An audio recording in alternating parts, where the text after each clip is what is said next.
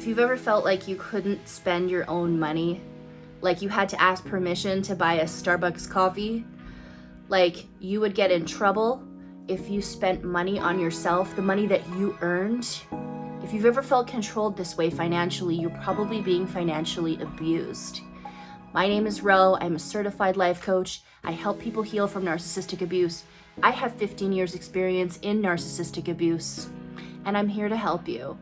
This video, I'm going to talk about what financial abuse can really look like and what the life outside of financial abuse and outside of a narcissistic relationship can look like, what the side of freedom looks like.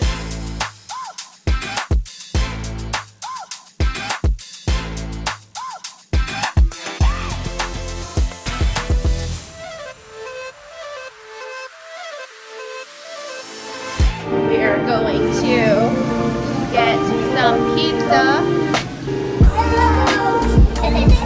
We're here at a local restaurant called Cebu, where they have pizzas and Italian food. And it's the second last night with the kids. This is a regular Friday day. Just a typical mom life. Anyone who knows me knows my favorite number is 22, and this is the number that we got on our table. 22, that's my number. A few moments later.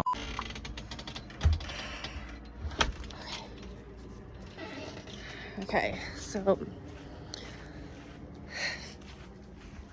I'm about to go get a bottle of wine. I'll tell you why this is important. When I was married to that narcissist, okay, even though I made my own money, I actually made all of my own money. I worked as a full-time childbirth educator and doula. And I also had, I always had full-time jobs. But either way, the income was mine. But anytime I spent any money on myself, so if I would get a bottle of wine, if I would get a cup of Starbucks, if I would get sushi for takeout, I was so guilted and I felt so like I was betraying this narcissist. I was betraying them by buying stuff because I wouldn't hear the end of it. If the money wasn't spent on him, then it was a betrayal to him. Like he didn't, the financial abuse. It got to a point where I would buy things at the mall, like shirts on sale. I would buy things for me, and I would be so fearful of him seeing it. Oh, that store is closed. Okay, then I'm gonna have to go this way. I guess it's late, so that liquor store is closed. We're gonna go to a different one. But I would buy stuff. Shirts, pants, I would buy clothes. The first thing I would do is I would go to my house. Hopefully he doesn't see. Make sure he's not home, and if he's home, I would hide it. If he wasn't home, I would take everything out of the bags. Sometimes I even do this before I got home. I would take all the clothes out of the bags, take every single tag off, take all of the receipts, any traces of anything that I bought it, the bags, the tissue paper that it was wrapped in if I bought it, and I would throw that part out and fold all the clothes all neatly and then hide it in the back of my closet so that he wouldn't know that those clothes were new. I did this with clothes. I did this with makeup. I did this with takeout food. So I would order sushi. So if he wasn't home and I ordered sushi, I would make sure that I ate all the sushi as fast as I could eat it. And then I would take those bags.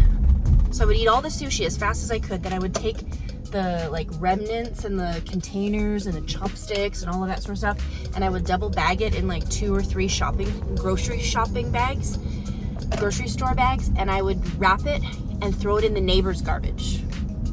The reason why I did that is because if he came home and saw me eating sushi or eating takeout and spending money on myself, even though I made that money, he would tear it into me. I would be in so much trouble. I'm gonna tell you something. You should never feel like you're in trouble with a narcissist. You should never ever feel, or with anyone, if you're in a relationship with someone, you should never feel like you're being scolded or being told what to do and what to spend your money on. That was something that I didn't even know that I was going through. I was going through financial abuse and had no idea, none whatsoever, that a person who is a partner shouldn't be telling you where to spend your money, making you fearful of how you spend your money. They shouldn't. That shouldn't be a thing. So yeah, I would be scared to go out and get a bottle of wine. I would be scared to go and do anything, really. Like, it's crazy. Even 2 years later after we separated, I was still so fearful to get a cup of coffee at Starbucks when I picked up my kids. I would have to pick up my kids first and then get the Starbucks, because God forbid he see me holding a Starbucks and judge me for wherever I'm spending my money. Craziness. So we're going to the liquor store right now, and I'm gonna get myself a bottle of wine.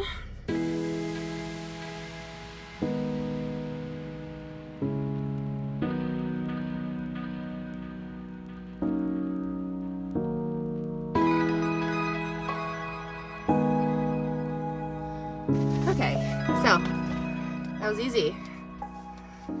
That was super easy. I'll tell you, if this was 4 years ago, when I was still in that narcissistic relationship, let me tell you, I would be so nervous to do that. I wouldn't even want to go out and be like, no, I don't need that coffee. I don't need that glass of wine. I don't need that sushi drink or that sushi meal. I don't need anything like that. My needs don't matter, right? The narcissist needs are the only needs that matter. I would go out to the grocery store to get cheese. Okay, there was this one time that I went and got a bunch of stuff from the grocery store, and I went and he looked at the receipt and saw this cheese. It was like $5 cheese. And he's like, why did you get $5 cheese? Who do you think you are, spending $5 on cheese? Meanwhile, this is a man who would spend hundreds of dollars a night, a weekend on his vices. You know, drugs, alcohol, escorts, gambling, all of that. Hundreds on the weekend of our family money that I contributed as well. But I couldn't buy $5 cheese. So this is why it's important to talk about financial abuse and how it actually affects our lives even afterwards. The CPTSD, or the complex post-traumatic stress disorder that some of us have, is because of the abuse that we endured from a narcissist or a toxic person.